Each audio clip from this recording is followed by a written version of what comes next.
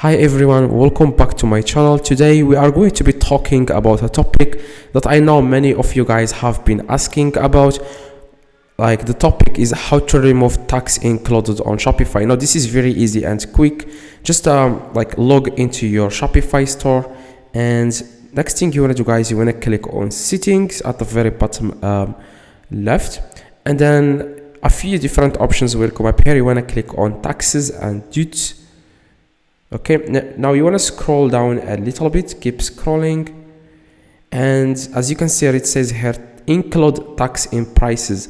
Now you want to uncheck this. Okay, now after you uncheck this, guys, that's exactly how you can remove tax included on your Shopify.